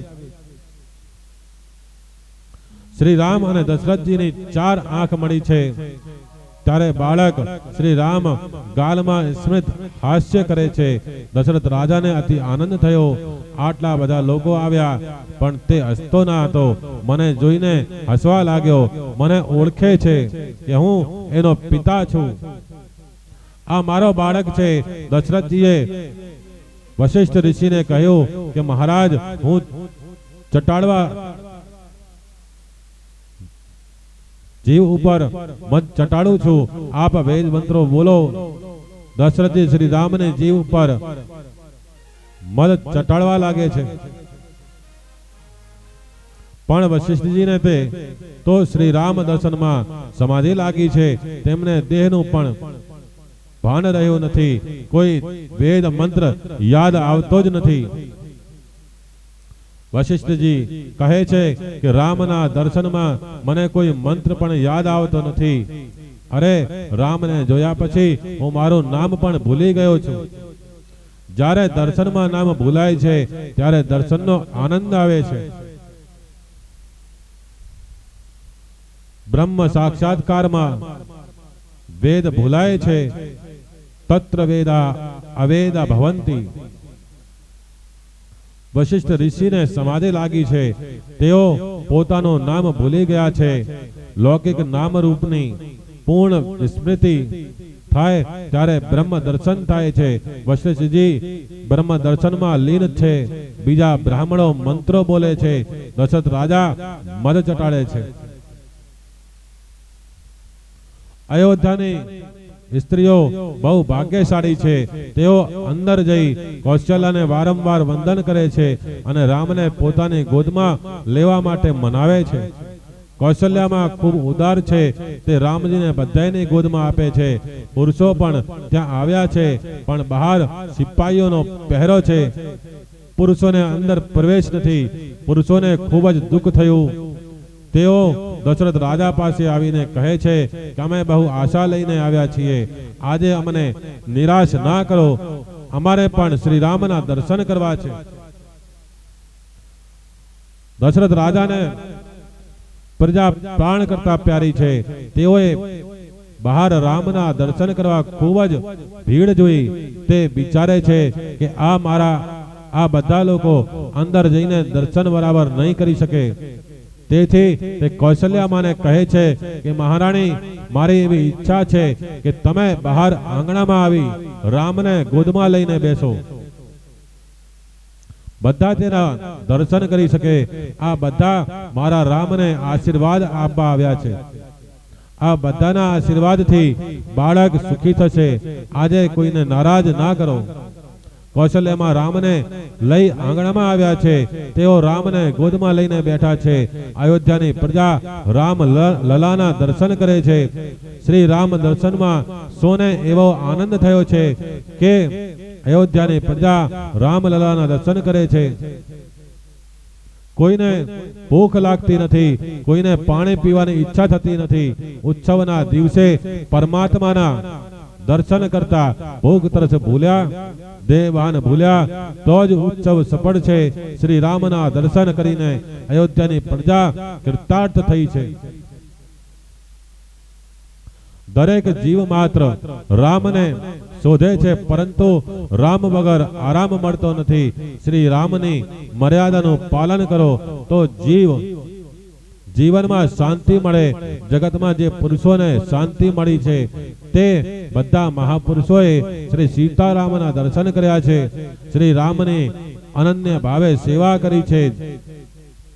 જીવ શ્રી રામ દર્શન માટે પ્રયત્ન કરતો નથી, તે જીવ પોતે જ પોતાની હિંસા કરે છે.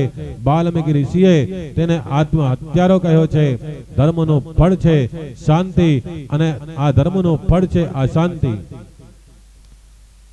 તમે કોઈ પણ સંપ્રદાયને દીક્ષા ગ્રહણ કરો, પણ સીતારામની સેવા તમારે કરવી જ પડશે.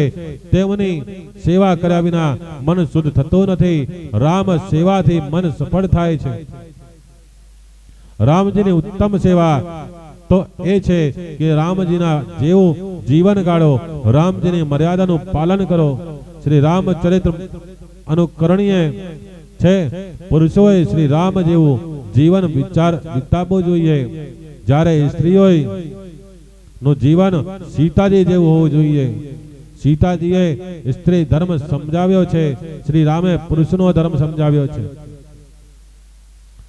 શ્રી રામ એ ધર્મની મૂર્તિ છે. વૈષ્ણવો શ્રી કૃષ્ણની ભક્તિ કરે પણ રામ સેવા ના કરે તો તેને કૃષ્ણ દર્શન થશે નહીં. શંકર ભગવાનની સેવા કરનારે પણ રામ સેવા તો કરવી જ પડે છે, તો જ તેની ભક્તિ સફળ થશે. જીવ માત્ર શ્રી રામનું જ અનુકરણ કરે શંકર ભગવાન તેમજ શ્રી કૃષ્ણનું અનુકરણ થઈ શકે નહીં. કેમ કે શિવજી તો શમશાનમાં વિરાજે છે, ગળામાં મુંડમાળા છે અને ઝેર પણ પી જાય છે. શિવજી કરે તેવું કોઈ કરી શકે નહીં. જ્યારે શ્રી કૃષ્ણ કરે તે કરવું નહીં, પણ જે કહે તે કરવાનું છે. શ્રી કૃષ્ણ કરે તેવું તો દેવો પણ કરી શકતા નથી. શ્રી રામની પ્રત્યેક લીલા અનુકરણીય છે. તમારું વર્તન શ્રી રામજીના જેવું રાખજો. શ્રી રામમાં બધા સદગુણો ભેગા થયા છે. શ્રી રામની માત્ર પિતૃભક્તિ, તેમનો ભાતૃ પ્રેમ, શ્રી રામનો સદાચાર, સરળતા, રામજીનું ધૈર્ય, ગંભીર્ય, શ્રી રામનું એક પત્ની વ્રત, ઉદારતા, આ બધા દિવ્ય સદગુણો તમને કોઈ એક વ્યક્તિમાં જોવા મળશે નહીં. શ્રી રામ પ્રત્યેક સ્ત્રીમાં માત્ર ભાવ રાખતા. કોઈ પણ સ્ત્રીને શ્રી રામ કામ ભાવથી જોતા ન હતા. મનુષ્ય એક બાજુથી પુણ્ય કરે છે અને બીજી બાજુથી પાપ પણ ચાલુ રાખે છે. સરવાળે કાંઈ હાથમાં આવતું નથી. શ્રી રામની ઉત્તમ સેવા એ જ કે શ્રી રામની આજ્ઞાઓનું પાલન કરવું. વર્તન તમે રાવણ જેવું રાખો અને રામ નામનો જપ કરો તો રામ નામનું ફળ મળતું નથી. વર્તન રામ જેવું રાખો અને રામ નામનો જપ કરો તો તાળવામાંથી અમૃત ઝરશે. શ્રી રામ હંમેશા માતા પિતાની આજ્ઞામાં રહે છે. તેઓ હંમેશા માતા પિતાને પ્રણામ કરે છે અને તેમની સેવા કરે છે. જ્યારે આજકાલના છોકરાઓ ને તો માતા પિતાની સેવા કરવાની, પરંતુ તેમની મિલકત લેવાની ઈચ્છા છે. તમે ભગવાનની ભક્તિ વધારે ના કરો તો ચાલે, પણ માતા પિતાની સેવા કરવી એ મહાપુણ્ય છે. માતા પિતા તો લક્ષ્મી નારાયણનું સ્વરૂપ છે, તેમને વંદન કરવા જોઈએ. શ્રી રામની ઉદારતા, દીન વત્સલતા જેટો જગતમાં ક્યાંય જોવા મળ્યો નથી. તેમના જેવા રાજા થયા નથી અને ક્યાંય થવાના પણ નથી. રામચરિત્ર દિવ્ય અને સર્વને ડોલાવે છે. તેથી મહાત્મા કહે છે કે સર્પને કાન કેમ નથી આપ્યા, તેનું કારણ જાણો છો? સર્પમાં મુખ્ય શેષનાગ કહેવાય છે. તેની ફણ ઉપર આ ધરતી રહેલી છે. જો શ્રી રામજીની કથા શ્રવણ કરતા શેષનાગ ડોલે તો આ ધરતીનો વિનાશ થાય.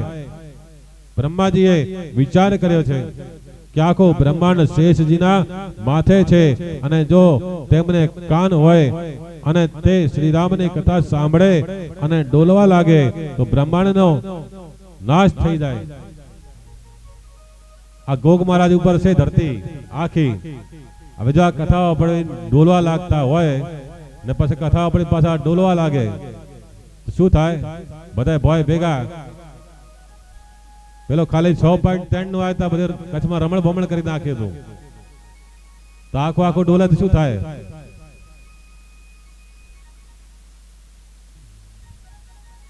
એટલે વાલ્મીકીજી વિચાર કરે છે કે રામને કોની સાથે સરખાવવું, રામને શી ઉપમા આપવું. બહુ વિચાર કર્યો પરંતુ કોઈ ઉપમા ના જડી. તારે બોલ્યા કે રામ જેવા રામ જ છે. તમે ગમે તે દેવને માનો પણ વર્તન રામજી જેવું રાખજો. શ્રી રામે દશરથજીના બધા સદગુણો અપનાવ્યા છે, પણ તેમનું એક બહુપત્ની વ્રત રાખ્યું નથી. રામજી તો એક પત્ની વ્રત પાડે છે. પુરુષ એક જ સ્ત્રીમાં કામ ભાવ રાખે અને ધર્મ અનુકૂળ કામ ભોગવે તો તે ગ્રસ્ત હોવા છતાં બ્રહ્મચારી છે. કામને એક જગ્યાએ સંકુચિત કરવા માટે જ લગન છે. શ્રી રામનો બધો પ્રેમ અલૌકિક છે. બધો પ્રેમનો આદર્શ પ્રભુએ જગતને બતાવ્યો છે. કેકઈ જ્યારે રામને કહે કે મેં ભરતજીને રાજ્ય આપ્યું છે, તે સાંભળી શ્રી રામ ખૂબ જ રાજી થયા છે. તે કેકઈ માને વંદન કરી કહે છે કે તે મારા મનની વાત જાણી લીધી. મારા મનની ઈચ્છા હતી કે મારો ભરત રાજા થાય. મને રાજા થવાની ઈચ્છા નથી. મારો ભાઈ ભરત રાજા થાય તે જોવાની મારી ઈચ્છા છે. મારા ભાઈનું સુખ તે મારું સુખ, મારા ભાઈની જીતમાં મારી જીત સમાયેલી છે અને તેની હારમાં મારી હાર છે. જેવો શ્રી રામનો પ્રેમ છે તેવો ભરતજીનો અને લક્ષ્મણજીનો પણ પ્રેમ છે. શ્રી રામ વનમાં જાય છે ત્યારે લક્ષ્મણ પણ શ્રી રામ સાથે વનમાં જાય છે. લક્ષ્મણજીના ધર્મપત્ની માતા પિતા બધા જ ઘરમાં છે, છતાં પણ લક્ષ્મણજી ભાઈની સાથે વનમાં જાય છે. શ્રી રામે વનમાં જેવું જીવન ગુજાર્યું છે તેવું જ જીવન ભરતજી પણ ગુજારે છે.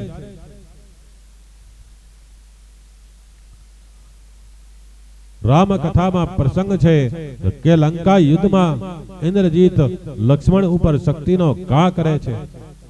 આથી લક્ષ્મણજીને મૂર્છા આવે છે.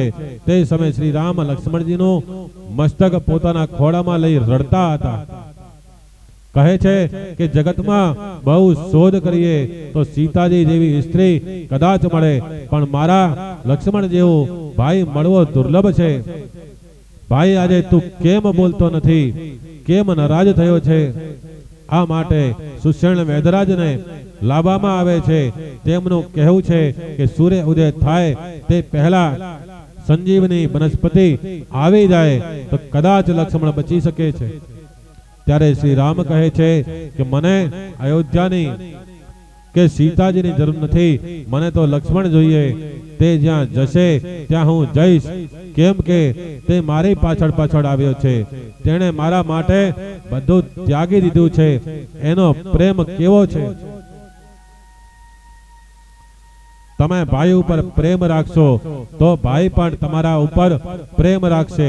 ભાઈને છેતરશો તો તે પણ તમારી સાથે કપટ કરશે. તમારા શરીરમાં જે પરમાત્મા છે તે પરમાત્મા તમારા ભાઈના શરીરમાં છે. તે ભલે અલગ અલગ હોય પણ તે દરેક દેહમાં રહેલા પરમાત્મા તો એક જ છે. શ્રી રામનો બધું પ્રેમ અલૌકિક છે. શ્રી રામનો પ્રેમ છે તેવો ભરતજીનો પ્રેમ છે. ભરતજી પણ 14 વર્ષ ઉપવાસ કરે છે. તે કહે છે કે મારા શ્રી રામ વનમાં કંદમૂળ ખાય અને હું અનાજ ખાઉં. મારા શ્રી રામ ઘેર પધારી ભોજન કરશે અને હું આંખે નિહાળીશ, તે પછી જ હું જમીશ.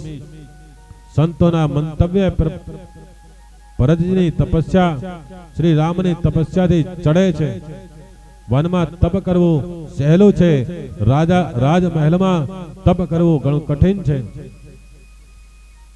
શ્રી રામની સેવામાં તો સીતાજી અને લક્ષ્મણ છે, જ્યારે ભરતજી તો કોઈની સેવા લીધી નથી. વનવાસમાં શ્રી રામ દર્ભની પથારીમાં સૂઈ જાય, જ્યારે ભરતજી તો ધરતી ઉપર સૂઈ જાય છે. આ કેવો વધુ પ્રેમ છે. તમે પણ તમારા ભાઈ જોડે લક્ષ્મણ અને ભરત જોડે જેવો પ્રેમ કરજો. ભાઈને છેતરશો નહીં, તેની સાથે કપટ કરતા નહીં. શ્રી રામનો સંયમ અદ્ભુત છે. રામાયણ જેવું લખ્યું છે કે શ્રી રામ આંખ ઊંચી કરીને કોઈ સ્ત્રીની સામો જોતા નહીં. સીતાજી પણ આંખ ઊંચી કરી પર પુરુષને જોતા નથી. અને શ્રી રામ ની નજર કદાચ કોઈ સ્ત્રીમાં જાય તો તે માતૃભાવથી જ જુએ છે, સ્ત્રી ભાવથી જોતા નથી. જે ભક્તિ પ્રત્યેક સ્ત્રીમાં માતૃભાવ રાખે તે ભગવાનને બહુ ગમે છે. શ્રી રામ એક પત્ની વ્રત અને સીતાજી એક પતિવ્રત પાળે છે. વાલ્મીકી રામાયણના સુંદર કાંડમાં હનુમાનજી સીતાજીને મળવા અશોક વનમાં આવે છે. પછી સીતાજીને હનુમાનજી કહે કે માં, હું જાઉં છું. ત્યારે સીતાજી દુખી થઈ કહે છે કે તું આવ્યો તે સારું થયું, પણ તારા ગયા પછી રાક્ષસો મને બહુ ત્રાસ આપશે. ત્યારે હનુમાનજી તેમને પોતાના ખભા ઉપર બિરાજવા કહે છે, પરંતુ સીતા માતા તેમને ના પાડી દે છે. તેઓ કહે છે કે હનુમાનજી, તું મારો છોકરો છે, તું બાળ બ્રહ્મચારી છે, પવિત્ર છે, પણ તું પુરુષ અને હું સ્ત્રી છું. મારા માટે પરપુરુષનો સ્પર્શ વર્જ્ય છે, પરંતુ પરપુરુષના સ્પર્શથી મારા પતિવ્રતનો ભંગ થાય. જગતને સ્ત્રી ધર્મનો આદર્શ બતાવવા માટે તો મારો જન્મ થયો છે. શ્રી રામના ચરણ સિવાય મેં કોઈના ચરણોનો સ્પર્શ કર્યો નથી. સ્ત્રી સાધુ સંતોને પણ દૂરથી વંદન કરે. સ્ત્રી ધર્મનો આદર્શ બતાવવા સીતાજી પ્રગટ થયા છે. રામકથા સાગર જેવી છે. શિવજીની રામકથાને 1 કરોડ શ્લોકમાં વર્ણવી છે. તમે રોજ રામાયણનો પાઠ કરો અને હનુમાનજીને સંભળાવો તો તમારું પાપ બળશે, તમારું મન શુદ્ધ રહેશે. રાક્ષસો પણ રામાયણનો પાઠ કરે છે. એમને રામચરિત બહુ ગમે છે. ઘરના લોકો વખાણ કરે, મિત્રના વખાણ કરે તે ઠીક છે, પણ જેના શત્રુ વખાણ કરે તે વખાણ સાચા હોય. રામજીના વખાણ રાક્ષસો પણ કરે છે. રાવણ પણ રામજીના વખાણ કરતો હતો. રામાયણમાં કથા છે, લક્ષ્મણ ઇન્દ્રજીતનું ભયંકર યુદ્ધ થયું ત્યારે લક્ષ્મણ ઇન્દ્રજીતનો હાથ કાપે છે અને પછી માથું કાપે છે. ઇન્દ્રજીતનો હાથ એના આંગણામાં પડે છે. ઇન્દ્રજીતની ધર્મપત્ની સુલોચના અતિ સુંદર છે, મહાન પતિવ્રતા છે. પતિ દેવનો હાથ જોતા જ એની આંખમાં આંસુ આવ્યા છે. તે હાથ જોડીને કહે છે કે મેં કોઈ પરાયા પુરુષનું સ્મરણ કર્યું ના હોય, બરાબર પતિવ્રતા ધર્મ પાડ્યો હોય તો આ હાથ મને લખીને બતાવે કે શું થયું છે. તે હાથ લખી બતાવે છે, લક્ષ્મણજી સાથે યુદ્ધ કરતા મારું મરણ થયું છે, હું તારી રાહ જોઈશ જોઉં છું, તું જલ્દી આવ. સુલોચના આ વાંચી નિશ્ચય કરે છે કે સતી ધર્મથી હું અગ્નિમાં પ્રવેશ કરીશ.